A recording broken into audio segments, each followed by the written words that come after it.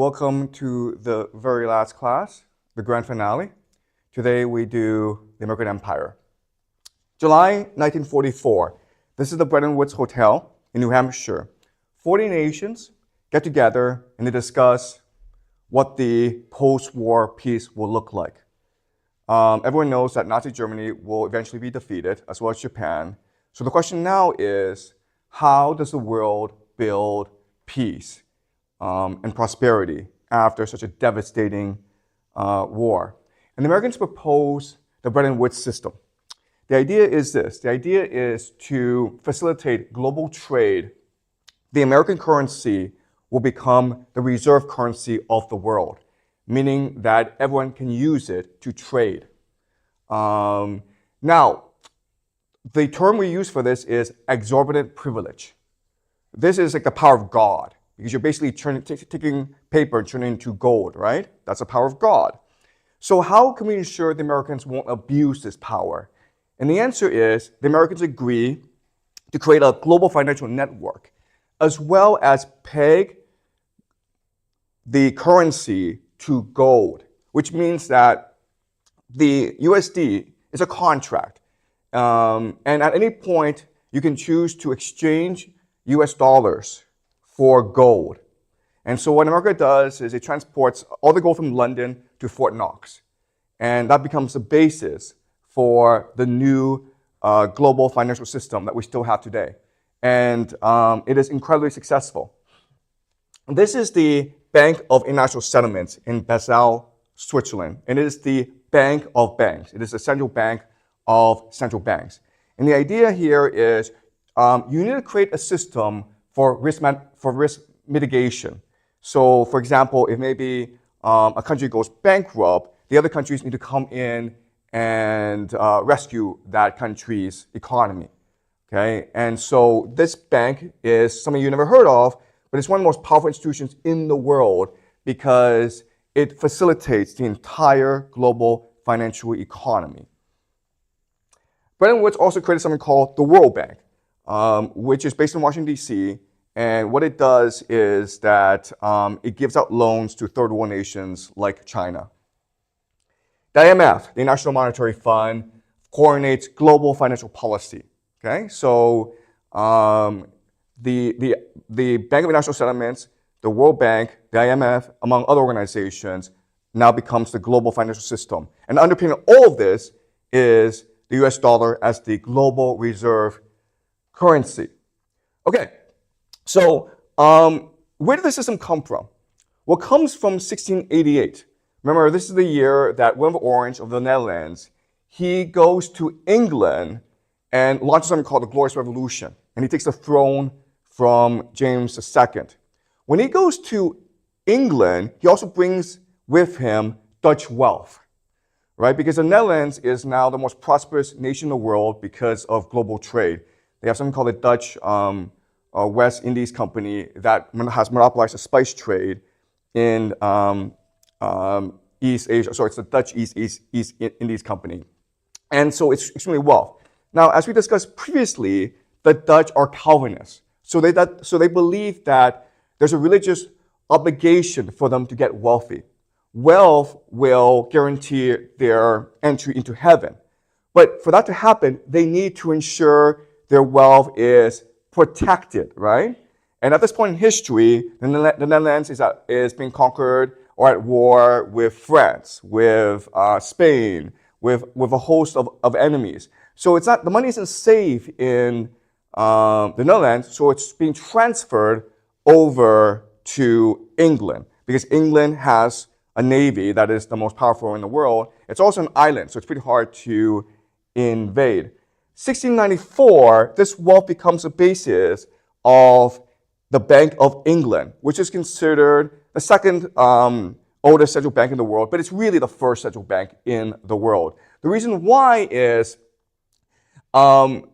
this bank, it's a private bank, but it's guaranteed by Parliament, which means that the nation state of England promises to always pay back the investors in this bank.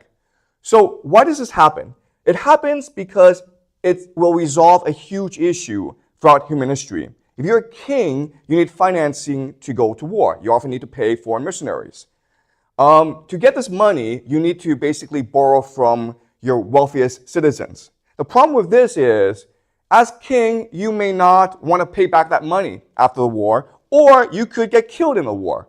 Okay, so there's always tremendous risk when you lend money to the king. The Bank of England solves this problem because you're not lending money to the king, you're lending money to England. And the people will always have to pay you back. All right, so maybe they won't pay you back today, but they'll have to pay you back sooner or later, okay, because it's guaranteed by Parliament. And this system is extremely successful. In fact, this system is what allows England to defeat Napoleon in the Napoleonic Wars, okay? In 1815, Napoleon is finally defeated.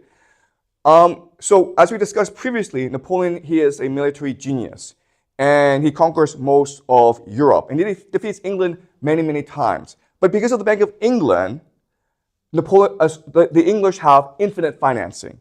So the British are always financing wars against Napoleon until he is finally defeated. And this establishes the British Empire. Okay? So after the defeat of Napoleon in France, Britain becomes the global hegemon.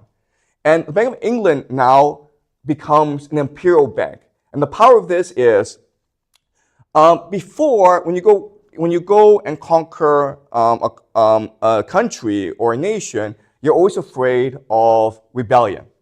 Right? You're always afraid of local elite getting together and overthrowing you. But the Bank of England solves this problem. Why? It solves this problem because now the local elite can take their corrupt earnings and put it in the Bank of England.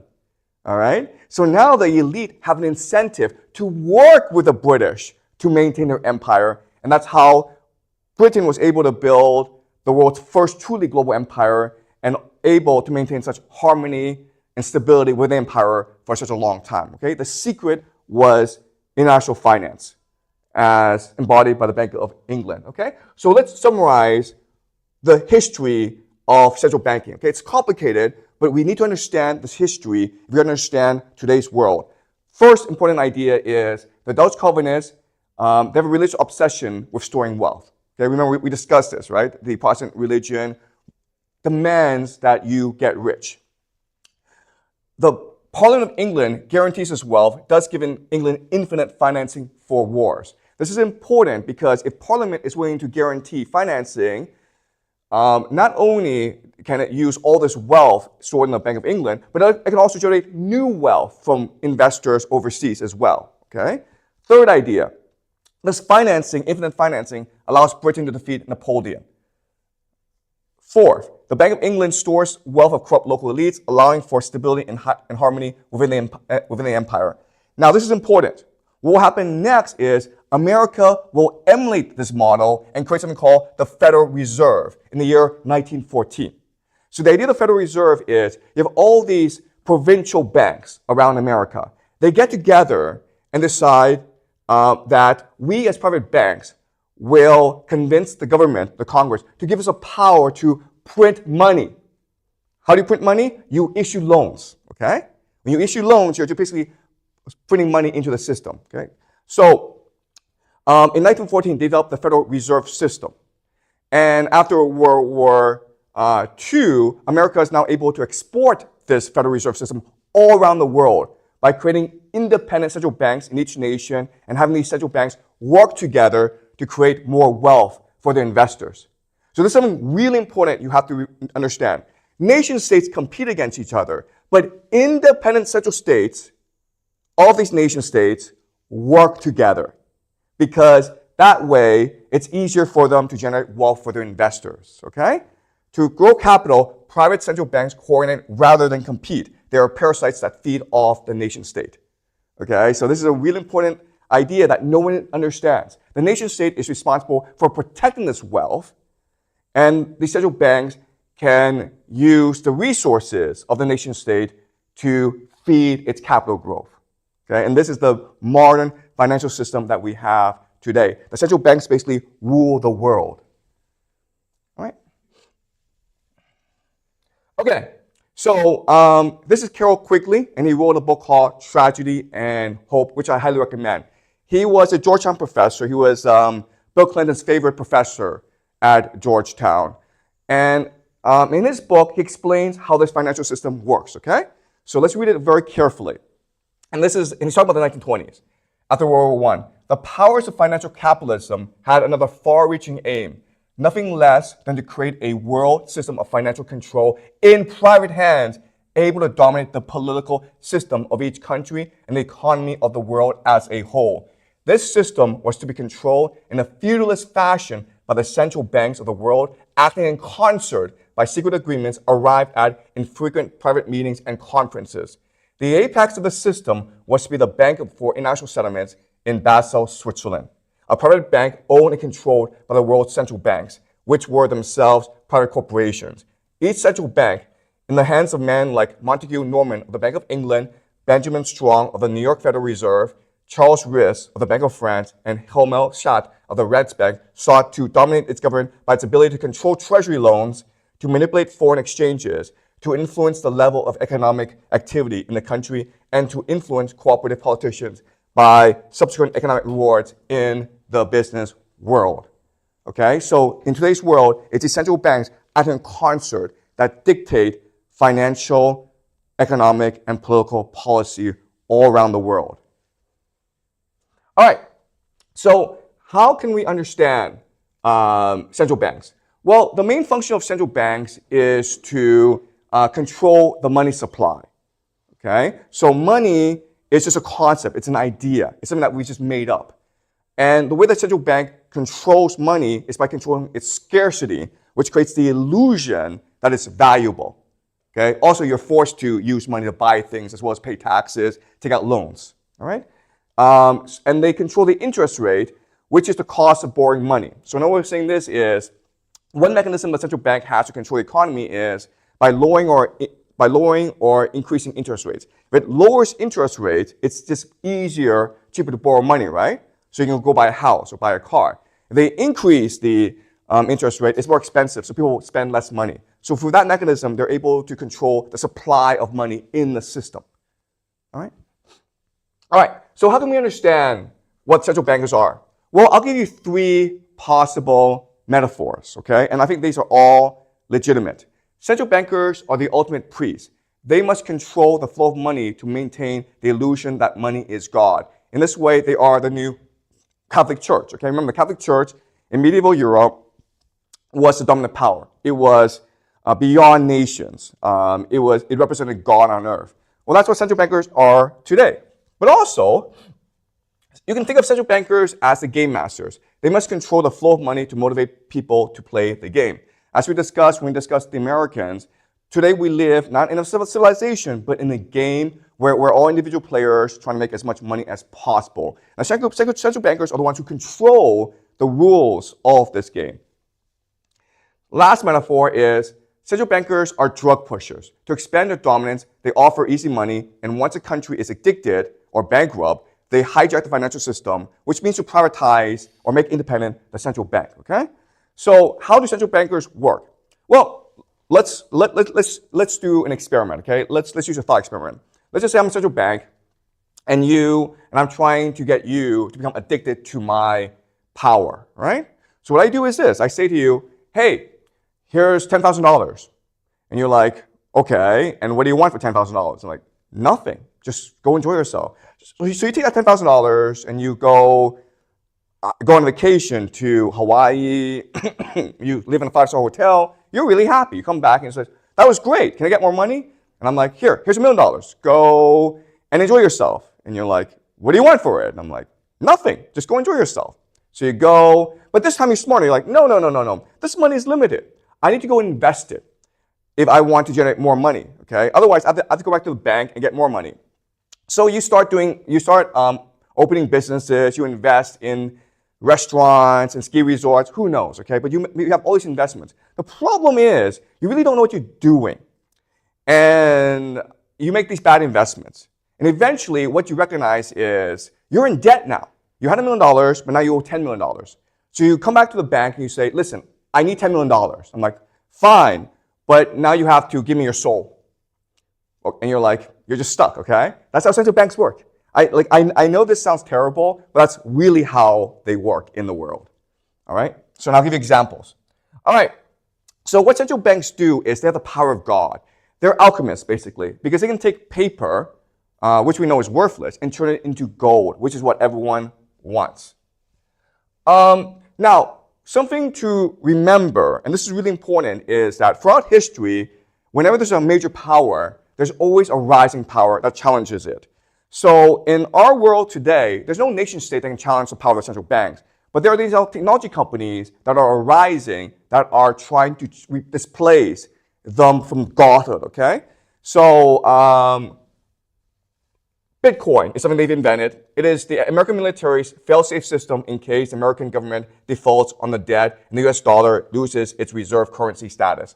So Bitcoin is being controlled by the American military along with certain technology companies, and they're trying to displace the USD.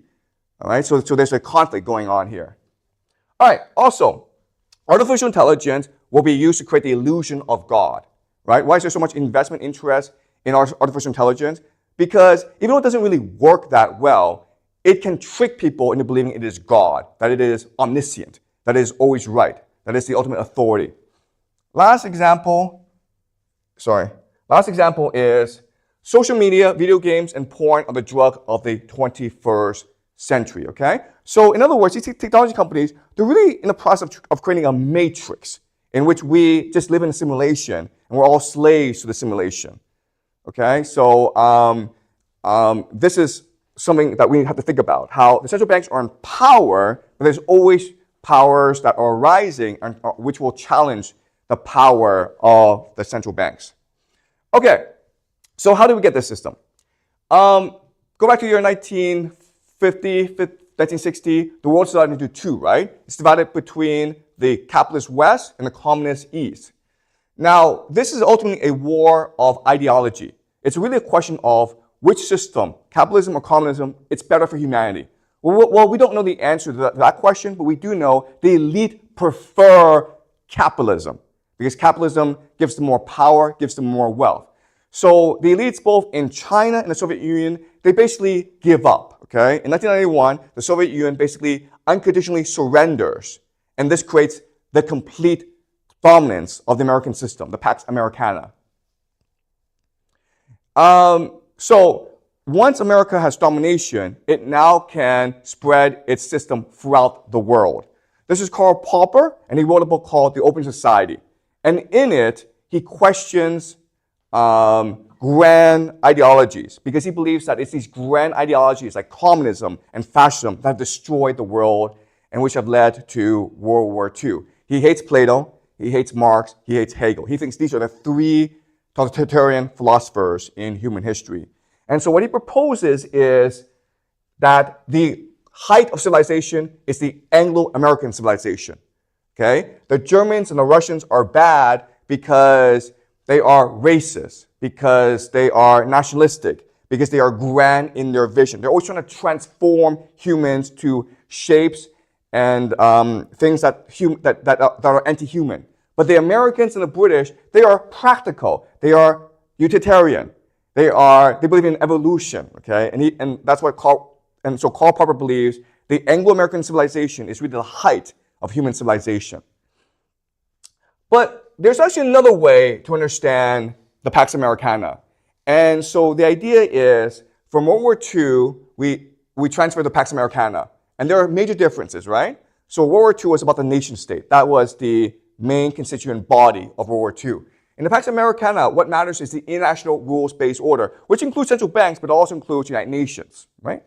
World War II was about mercantilism. Mercantilism is that you only trade within your sovereignty. Okay? You only trade with your colonies. But Pax Americana argues for global free trade. Global free trade will lead to prosperity in the world. World War II argues for unity of will, and Pax Americana argues for consumerism. Okay?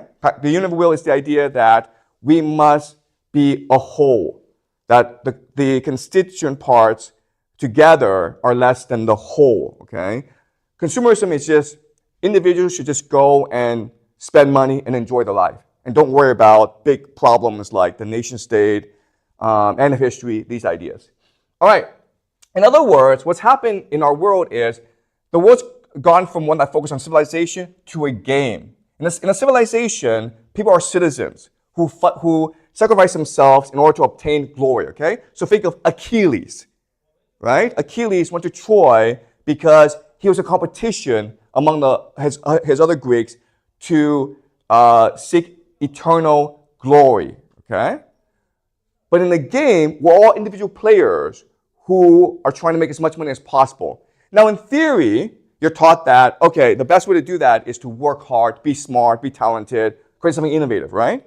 But in reality, the best way to make money is by cheating, okay? What is cheating? Cheating is basically creating a monopoly. And then everyone's just forced to pay as much as you want, okay? So John Rockefeller, Bill Gates, these were all monopolists, and they were the wealthiest people in human history, okay? All right, so after World War II, America is the only major industrial nation left standing. And America uses the opportunity to rebuild both its economy as well as the global economy.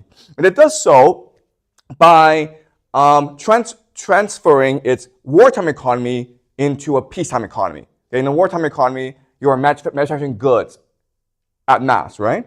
When a peacetime economy, you're also doing that. The problem, though, is now that you have peace, who's going to buy these products? So what America did was it basically said to Europe, we'll make these products, these manufactured goods, these cars, and you will buy them. Europe's like, we have no money. And America's like, don't worry about it. We'll lend you the money, okay? And so this worked out really well for America. If you were a white high school graduate, male in America in the 1950s and 60s, 70s, you had the best life. You lived better than the nobility of Rome, okay? This is just a guy, he could be a salesperson, he could be a clerk, he could be a factory worker, but he had a car. In fact, he probably had 2 cars. He had his own house. His wife didn't have to work, and he could send his 3 kids to college. Also, they could take 1 or 2 vacations a year to Europe. It was really the best life. And that's what the Pax Americana created, okay? Prosperity and peace for the American middle class. But the problem is that over time, the Germans start to catch up. The Germans were destroyed in World War II, so they were incentivized to work together, to work hard, to rebuild their civilization. And German manufacturing became famous throughout the world, as did Japanese manufacturing, okay? So now what's happening is, because of the superiority of German and Japanese manufactured goods, America was transitioning from a creditor nation, where everyone owed it money, to a debtor nation, where its consumers were buying things that they couldn't really afford from overseas, okay? And again, America could do so because America had the US dollar as the reserve currency. 1961, Dwight Eisenhower is retiring from the presidency, and he says to the American people, I know we are at war with the Soviet Union, it's a Cold War, but we don't have any real enemies. Our enemies are all internal. There is currently in place something called the military-industrial complex. They employ millions of people, they manufacture weapons, and they're intent on war. They are our true enemy. If we allow the military-industrial complex to hijack the American political system, then we'll be constantly fighting these useless wars that will bankrupt our nation. Be aware. This is our greatest threat to our nation in our history. Okay? This is his farewell address. The potential for the disastrous rise of misplaced powers exists and will persist. We must never let the weight of this combination endanger our liberties or democratic processes. Okay? He's talking about the military-industrial complex. And it proved present and prophetic because after he retired, America will start engaging in wars around the world that it could neither afford nor could it fight properly, and it bankrupted America. The most famous example is the Vietnam War, okay? Where America lost about 50,000 soldiers and killed millions and millions of Vietnamese civilians. It was a pointless, brutal war that almost bankrupted America. And it almost caused a civil war in America, right? At this time, America was also competing with the Soviet Union in the space race, right? So in 1969, America sent a man to the moon. And this is a real picture, okay? Now some of you who might be conspiracy theorists, okay, not me, but some of you might be conspiracy theorists, say, wait a minute here, why is the lighting perfect on the moon, right? And why are there no stars in space? And why is this flag floating around, okay? Conspiracy theorists would ask these questions. I don't ask these questions because I'm not a conspiracy theorist.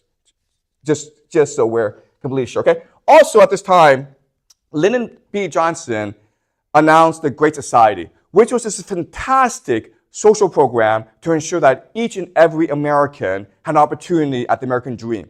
Okay, so you had free healthcare for the elderly. You had programs like Head Start. It was fantastic, but it's also really, really expensive.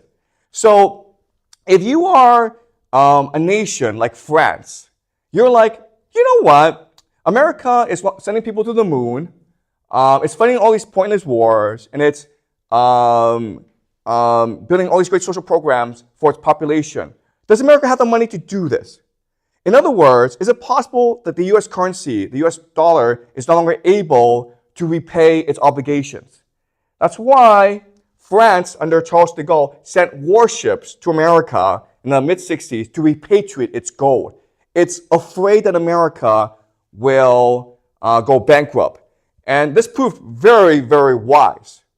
And after France did this, there's now this fear among Americans that every nation will do this. And then every nation did this, America will go bankrupt, right? That's why in the year 1971, Richard Nixon announces the US dollar will no longer be tied to gold, which means that you can't use US dollars to buy gold anymore. Which means what? Which means the US dollar is based on nothing. The value of the US dollar is now based primarily on people's faith in its value. Okay? So this leads to a lot of problems like inflation and oil shock. So to solve this problem, in 1973, Nixon signs an agreement with Saudi Arabia. Basically, the agreement is that from now on, Saudi Arabia, which is the world's largest oil exporter, will only take payments in US dollars. And whatever savings that Saudi Arabia has will be invested in US treasuries. Okay? So this is what we call the petrodollar. And the idea here is now the value of the US dollar is tied to the value of oil, okay? You can always exchange US dollars for oil. But then Nixon did something that was extremely clever. He went to China, okay? So for the longest time, China and the United States were at a Cold War. Americans basically isolated China. So in 1972, Nixon visited Mao Zedong. Why? The answer is very simple. Because he needed more consumers to buy US dollars. Does that make sense? He needed people to want US dollars. He needed to create a US dollar addiction. And to do this, what did America do? America gave China everything. America started to ship its factories overseas to China. America gave all its expertise and technology to China. America started to educate the Chinese elite. And what's really important is American defense companies started to give military secret technology to China. Okay? Now, I know that in the United States, people believe that China stole this technology. China didn't have to steal this technology because America gave it to China for free. Okay? Why would America do this? To create dependence on America. Because once the dependence is created, then Chinese will want US dollars. Okay? The intention has always been to create a market for US dollars in order to prop up the US currency. Okay? Does that make sense? So Saudi Arabia gave its oil to the United States, and China gave its labor, okay, its most precious commodity, to the United States in exchange for US dollars. All right, so why is this important? Let's look at the case of Japan. The year is 1985, okay? And this is something called the Plaza Accord. The Plaza Accord was between the central bankers and the finance ministries of different nations, but primarily between the United States and Japan.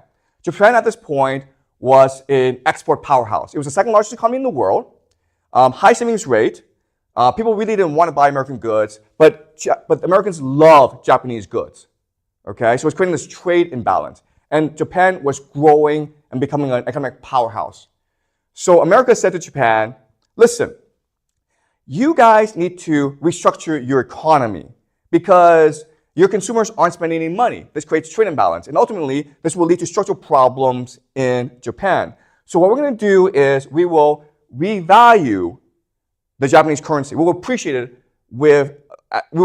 it against the US dollar. Okay? So as Japanese consumers, you're able to buy more from the United States. Now, Japanese economists thought this was a terrible idea.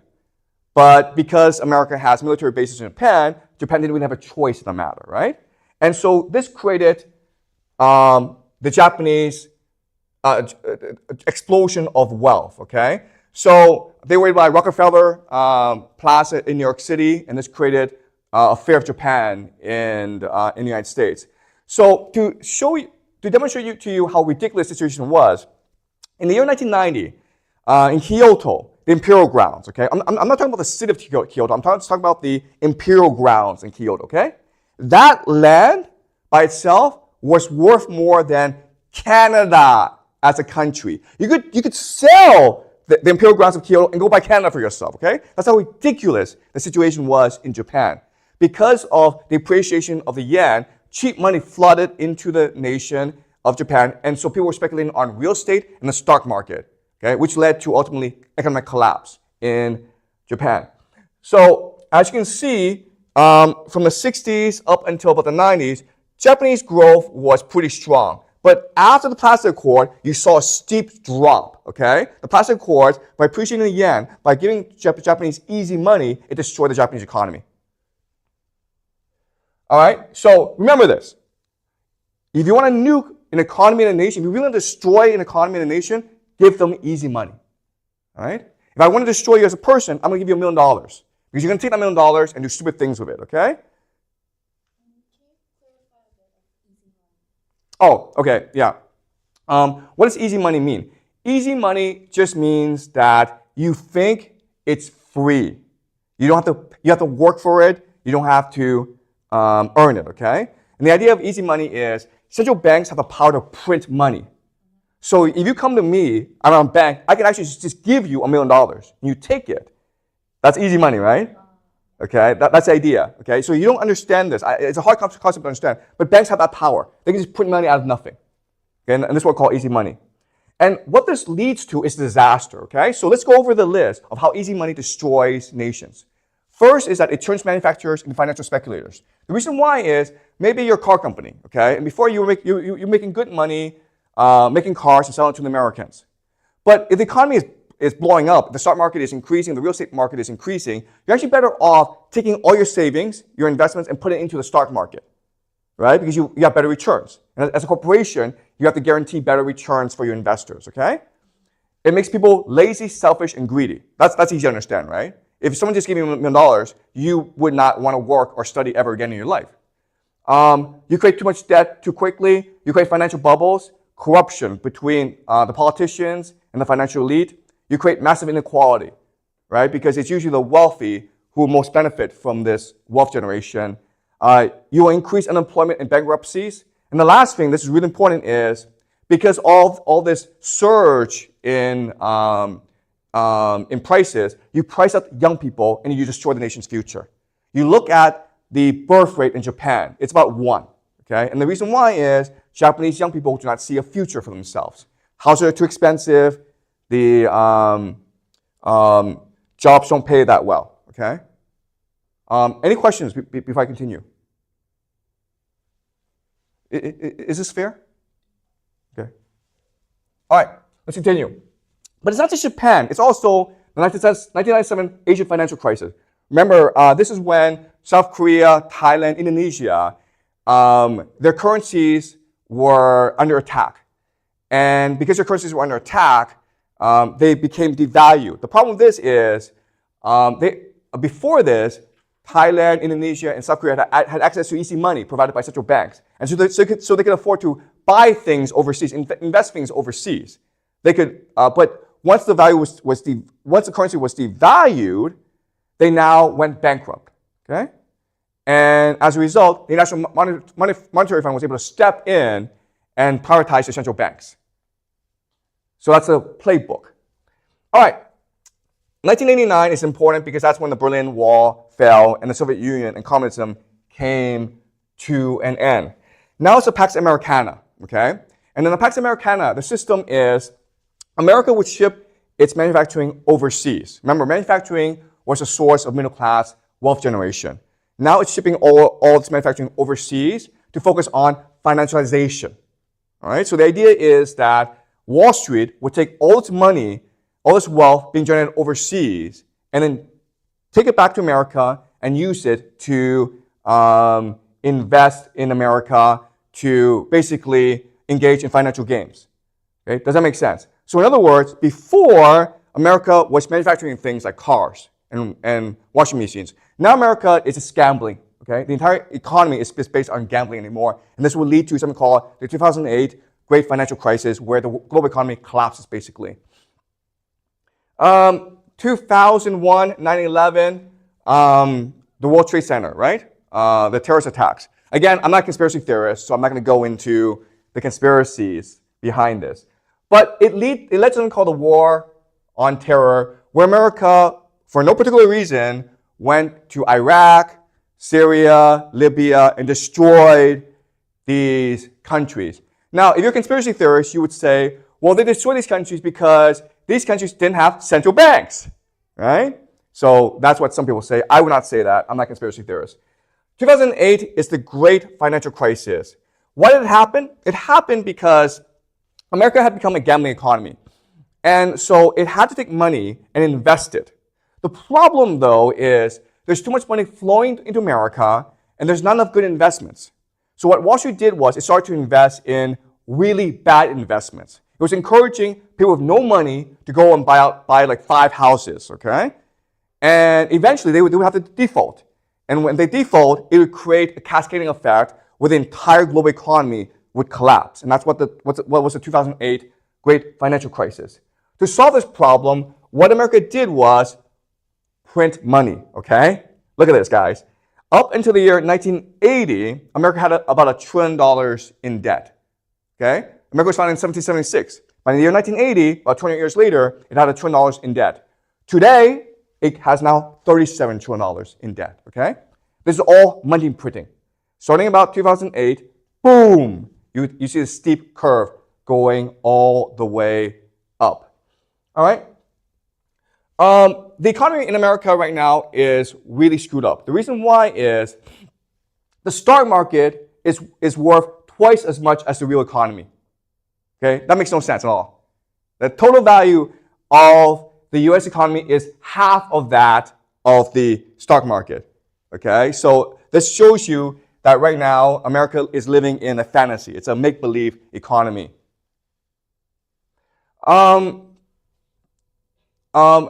The other problem is this massive wealth inequality, okay? So as you can see, the wealthy people are pretty wealthy, but by 1980, the time of Reagan, it shoots all the way up, okay? So you have this massive wealth inequality being created in the United States.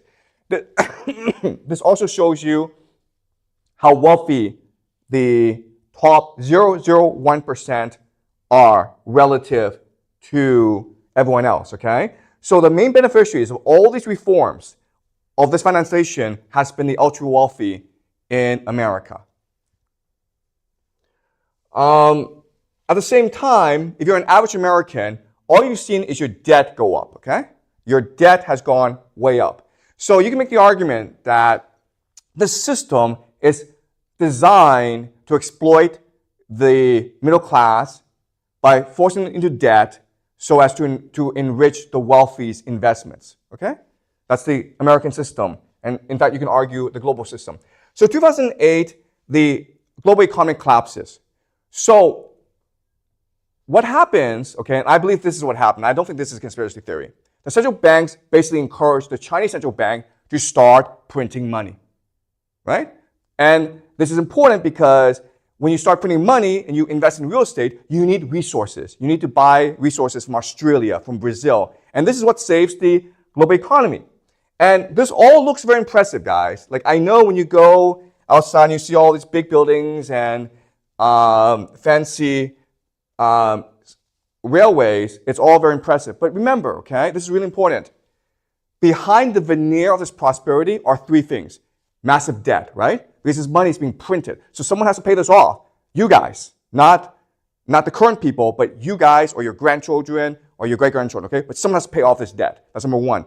Number two is this has created massive inequality in China, right? So the rich are filthy rich and the poor aren't that much better off. And the third problem that's really important is it's created a lot of political corruption, all right? So behind all this veneer are corruption, inequality, and debt. And this is what, okay? So a really important lesson for you guys to understand the Chinese relationship with America is this. There's this very, very famous quote by Charles Baudelaire who said, "The greatest trick the devil ever pulled was convincing the world he didn't exist." Okay? Well, I'm going to paraphrase him, okay? And this is what I think is the relationship between America and China. The greatest trick America played was convincing China it could be rich. All right? This is no different from 1985, the Plastic Accords, when America basically encouraged the Japanese to increase the value of their yen, which led to economic collapse. Well, but when Americans encouraged the Chinese to print money in about 2008 and about 2015, it basically created conditions for China's economic collapse, okay? All right, this is what led to the rise of this man, our dear fearless leader, okay? I believe his intentions are good. I think he wants to save China from this global financial capitalist system. He needs to maintain China's independence and sovereignty. And he's fighting very hard to save the Chinese nation. Okay, that's what I believe. And so you can make the argument that what's happening today in China is no different from the Opium Wars. Remember, Britain created an opium epidemic in China in order to enslave the Chinese economy to the global financial system, right? That was the Opium Wars. Well, the same is happening today where the Americans have basically created a Chinese dependency on US dollars, right? What is the Chinese dream? The Chinese dream is work hard, get into a good school, get rich, move your money and your children to the United States. That's the Chinese dream, all right? And if that's a dream, then eventually the civilization won't last very long. Am I wrong? Is that not the Chinese dream? All right. So now you have the COVID crisis where China's locked down for 3 years. Now, I'm not a conspiracy theorist, okay? But you can make the argument that some of this was intentional in order to implode the Chinese economy. Why? Because the Chinese economy had become a system of transferring wealth from China to the United States. So by imploding the economy, you're stopping this drainage, okay? All right, this also led to the rise of this man, Vladimir Putin, who is very much like Joseph Stalin. He understands the grand picture. He understands strategy, grand strategy. He understands that now it's time to strike. Why? Because America has created this crazy, fantastical system, right, where there's a hierarchy of prices. In the American system, the Pax Americana, many resources are the least valuable, okay? The basis are the resources, right? Which is what Russia has a lot of.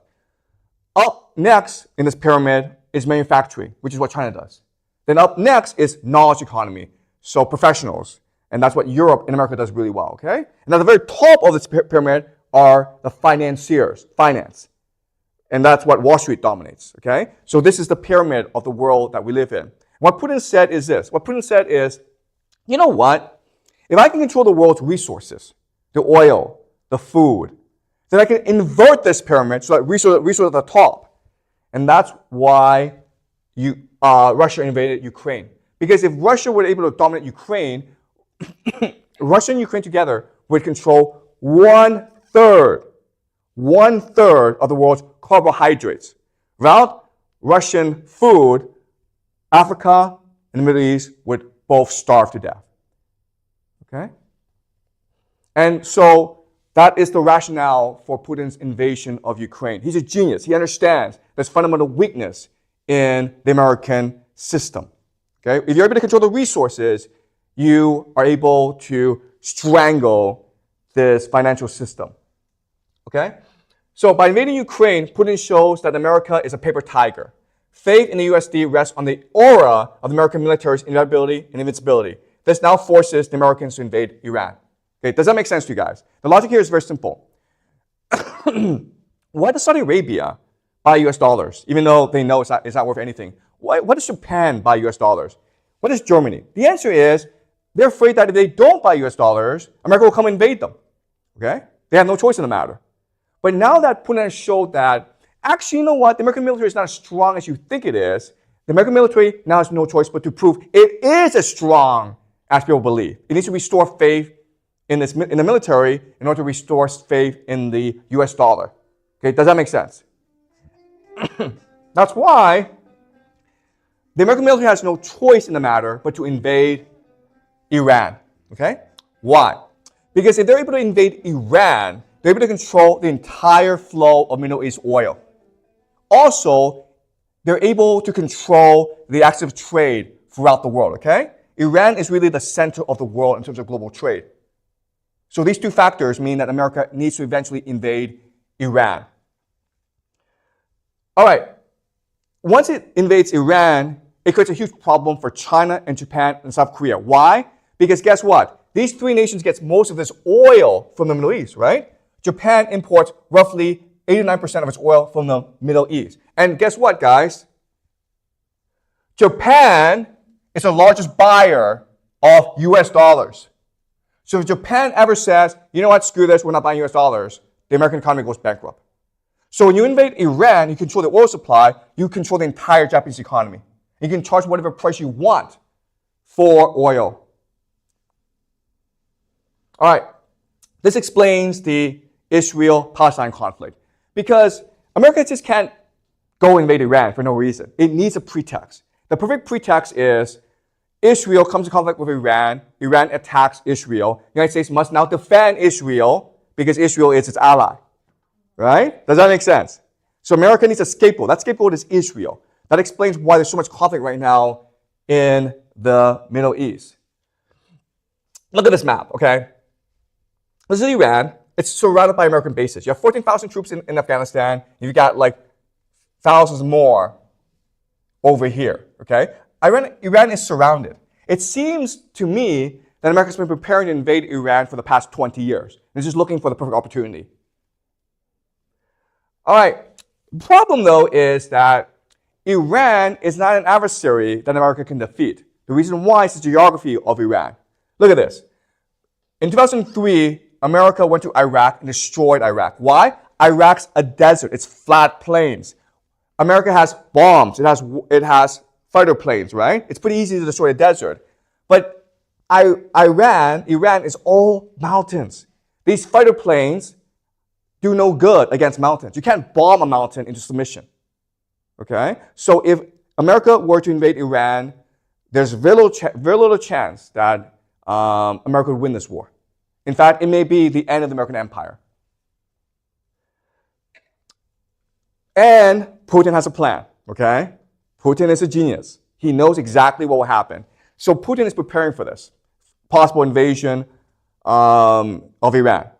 So this is a really important picture. Putin signed an agreement with Kim Jong-un. The agreement is something called a mutual defense pact, which means that if North Korea is ever attacked, Putin would come to his aid. All right? Now, why would Putin do this? This is really strange. The answer is this. The answer is, if America attacks Iran, he needs to throw America off balance by creating a conflict somewhere else. The best place to create a conflict would be Southeast Asia, right? Now, you would think, wait a minute here. Putin and China are best friends.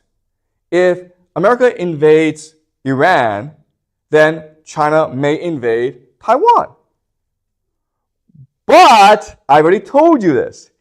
China is dependent on the American economy. So I do not believe this will happen. Okay? And Putin is fairly certain this won't happen either. That's why he's now best friends with Kim Jong-un. Because Kim Jong-un if he were to menace South Korea, that would throw the American military off balance. Because now there is war on 3 fronts: Ukraine, North Korea, and Iran. Okay? That's the grand strategy of Putin. This is his trump card. Okay, does that make sense? All right. Now, what I'm saying here is this. I'm saying, like, I know there's a lot of conflict now between China and America. There's this trade war going on. But I think this will pass. I think there'll be a rapprochement between China and America because both economies are dependent on each other. Right? So I think this friendship between Putin and China won't last very long. There's also really a lot of geopolitical reasons why this friendship won't last very long, right? Because China and Russia have a lot of geopolitical conflicts, right? They share a border. They're trying to vie for influence in Central Asia. There's lots of reasons why, in the long term, China and Russia will eventually have to break apart, which means that Putin now sees his best friend could be Germany. Okay, this I think are going to be the 2 big geopolitical surprises in the next 5 years. First of all, America and China will become best friends, or not best friends, but they'll have a rapprochement. And then Germany and Russia will have a rapprochement. Okay? All right.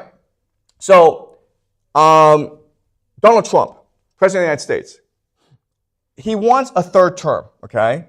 He's creating, everything he's doing right now is because he wants to be king of the United States. He wants a 3rd term. Okay, for a variety of reasons. Okay, I won't go into many reasons. Okay, but he's that narcissistic. He has to solve a problem. This problem is the national debt. Right? It's now $37 trillion. You can't pay this off. You can never pay this off. But the theory is this. The theory is like, as long as you are the greatest military in the world, as long as you can go invade everyone, you don't have to pay this off. You can constantly increase this debt. Okay, that's the theory. This explains the U.S.-China trade war. Everything that we're seeing today is because Donald Trump needs to come to an agreement with China for a variety of reasons. Okay, the first reason is Trump wants to invade Iran, and so he needs to be on good terms with China. Okay? Another reason is he needs people to buy U.S. dollars. Right? And right now there's a lot of financial repression in China, meaning that you can't convert Chinese currency into U.S. currency. American investors aren't allowed to come to China and buy up the Chinese financial system. Trump wants China to open up. Trump needs to create more interdependency between China and the United States. Okay? And that's why, for Trump, Chinese citizens and students in America is the ultimate leverage point in negotiations. Ask yourself why this is happening. Why is it that your visas are being threatened? You want to go to the United States and spend a lot of money to get an American education. But Trump is saying, no, we get to go to your visa. Why is this happening? It's all part of negotiation, okay? There's no way that America will shut out Chinese students because America needs that money, okay? Well, without Chinese spending money in America, without Chinese wanting to purchase US dollars, the American economy will collapse. So there's no way that America will close its door to Chinese students. But it needs China to open up its economy furthermore to create more interdependency to save the US dollar, okay? All right, so where am I getting these ideas? Like, am I just making this stuff up? So in this class, what you're taught is that history tends to repeat itself. And by studying history meticulously and thoroughly, we can get insight into the future. So what I want to show you now is there's a direct analogy between what's happening today and what happened in Greece in about 400 BC, okay? This is Thucydides, and he wrote a very famous book called The History of the Peloponnesian War, which is what we discussed last semester. Now, the Peloponnesian War is a war between Athens and Sparta for hegemony on the Greek mainland, okay? So in 480, Athens and Sparta were best friends. They fought against Persia, which was invading the Greek mainland. And at the Battle of Salamis, the Athenians basically destroyed the Persian navy. And the Persians were forced to retreat. But there was always a threat that Persia over here would come back and invade Athens and Sparta, okay? As well, throughout the Aegean Sea are Greek islands and colonies that are afraid of Persian hegemony. So after the defeat of the Persians, the Athenians got together with these colonies and they created something called the Delian League. The Delian League is like NATO. It's a defensive alliance. If the Persians attack, then this alliance will defend together against the Persians. Now, the Athenians have the best navy at this time, and the other islands are like, we don't have a navy, but what we'll do is this, we'll give you our gold, okay? So to all these islands, they put all their wealth on a place called Delos. This is why we have the Delian League name, okay? And this money is meant as a mutual defense fund. You're not supposed to touch it unless the Persians invade, in which case you use this money to defend against the Persians, okay? That's the idea. And this worked out well until the Athenians stole the money, right?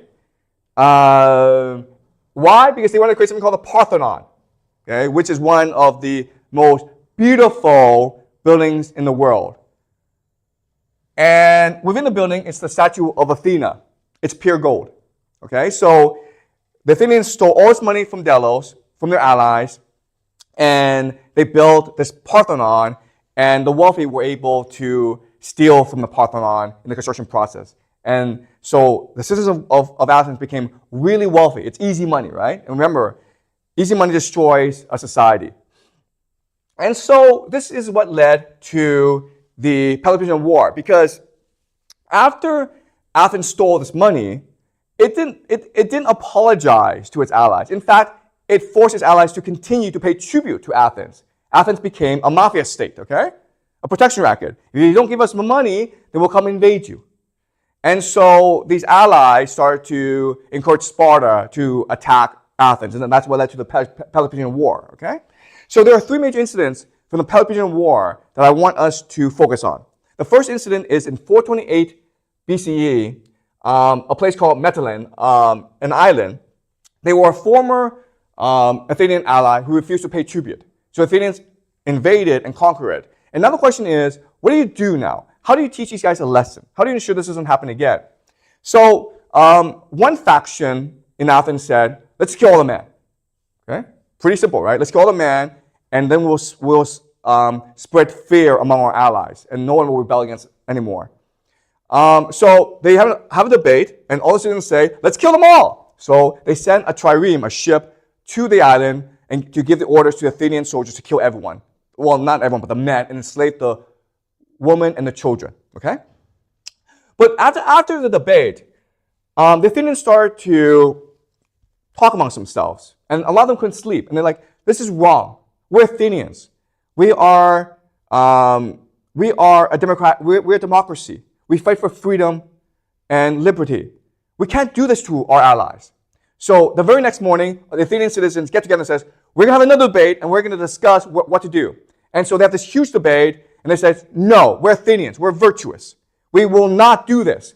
So they send another trireme to catch up to the first trireme. And remember, the first trireme is way ahead, right? They have a day's journey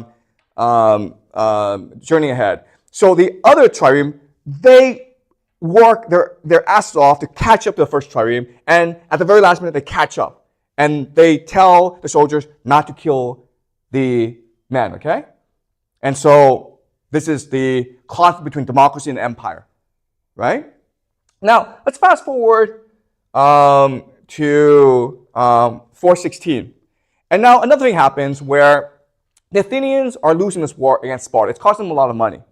They're forced to melt down the statue of Athena, the goddess, and use the gold to pay for this war, okay? And so, so their attitude changes. And now they're completely a mafia state. They don't care about democracy, they don't care about virtue. All they want is for their allies to pay tribute, okay? So they go invade an island called Melos.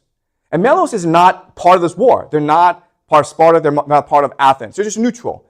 And then the Athenians said, we don't care, you pay tribute to us. Okay? They're basically like a mafia racket now. And the Melians say, we're neutral. You have to respect our neutrality. And the Athenians say in response, right as the world goes is only in question between equals in power, while the strong do what they can and the weak suffer what they must. All right? So 12 years later, the Athenians are like, screw virtue, screw democracy, screw liberty, just give us money. All right? So remember this idea. Athenians wanted the trappings of empire. They also want to feel virtuous. And over time, as Athens became more poor, they were like, screw virtue, let's have an empire. And that's why in 415, Alcibiades, who basically is the Trump of Athens at this time, okay? He says to Athenian people, hey guys, we're losing this war against Sparta, but don't worry, let's go invade more territory. Okay, so they decided to go invade Sicily, which was very wealthy. The problem, though, is that Sicily is pretty far away, okay? Remember, this is Athens. They're fighting this huge war in the Aegean Sea against the Spartans, and they're going to go and invade Sicily for its money, okay? And it's pretty far away. And it's not really well thought out. They don't really think about how to resupply the soldiers. And eventually, their expedition gets wiped out at Syracuse, okay? So it's a disaster for the Athenians, and it turns the war in favor of the Spartans. Athens is so bad that everyone gets together. The entire world gets together to destroy Athens. The Persians, remember the Persians were the enemies of both Sparta and Athens, right? The Persians start to finance the Spartans. And the Spartans eventually lay siege to Athens and defeat the Athenians, okay? So, why is this important? Well, because history is going to repeat itself, okay? There's going to be a lot of similarities between the Peloponnesian War and American Empire today. First similarity is NATO. Remember, the Athenians had the Delian League, and the Americans have NATO, okay? And NATO is meant to be a defensive alliance. But if that's the case, then why is it that the Nord Stream pipeline got destroyed? Remember, the Nord Stream pipeline, it sends cheap gas from Russia to Germany. The German economy is use cheap Russian resources, primarily gas, manufacturing the best cars in the world and sell to China, okay? But because of this war in Ukraine, America not only limited, basically embargoed Russian gas to Germany, which destroyed the Russian economy, but some people even say that the Americans destroyed the pipeline. Okay, so the Americans are attacking their own allies. Trump has said that America should take over Greenland and Canada. Why? Because they're wealthy, they have lots of resources, and also they don't have really strong militaries, right? Trump, he's like a mafia godfather. America's behaving like a mafia system today. Now, what America is doing is it's forcing Europe to rearm itself. So this is Germany, and Germany, Britain, France, they've all announced this huge military budgets. And so you're like, okay, does this mean that we'll have World War III? Well, America doesn't think like that. America isn't like, let's fight Russia. America is like, how can we exploit our allies further, right? And so you can make the argument that this is not really about fighting the Russians. It's really about getting their allies, France, Germany, and Britain, to buy expensive and crappy American weapons. Remember the military-industrial complex, right? The entire point is not to fight the Russians. The Russians are just a pretext and excuse. The real purpose is to get the Europeans to buy expensive American weapons. It's really a shakedown, okay? All right, so all around the world, there's protests about what's happening in the Middle East, right? These are huge protests, protesting what's happening in Gaza today.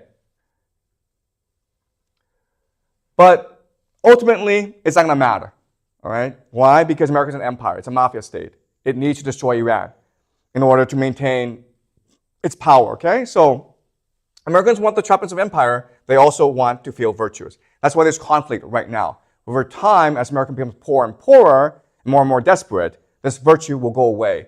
And the raw, brutal power of America will express itself throughout the world. And this will eventually lead us to the final conflict. the war between Iran and the United States. Iran has been preparing for a long time, okay? Ever since 1979, America's been preparing for a long time. This conflict is World War III. I cannot overstate how brutal this conflict will be. It will lead to fundamental changes in the world. Our lives will never be the same again. Everything that we've known in the past is now gone forever. And we have to prepare for a new future. So, I leave you with a message, okay? I know that this class has been depressing. You've been with me for a year now. It's been very depressing, okay? Because we've gone into the heart of darkness of humanity. And I know that the world looks more and more terrible. But remember this, okay? And this is my final message to you. Remember this. The greatest minds of humanity, which include Homer, Dante, Immanuel Kant, they've all told us this. They've all told us one secret of the universe, one message, which is this. The imagination is the animating force of the universe. Love is a unifying force of the universe. Okay? What this means is this. What this means is that in the darkest times, when all hope has been lost, when there's only despair, any of us, you, me, you, any one of us, can rise up, stand up, and be the light to lead humanity forward. Okay? And that's the task ahead of us if we are to save humanity in this darkest of times. Okay? So remember this. We all have the capacity to imagine. We all have the capacity to love. That's what makes us human. In the worst times, we must defend our own humanity. Okay? So that is it. Thank you so much.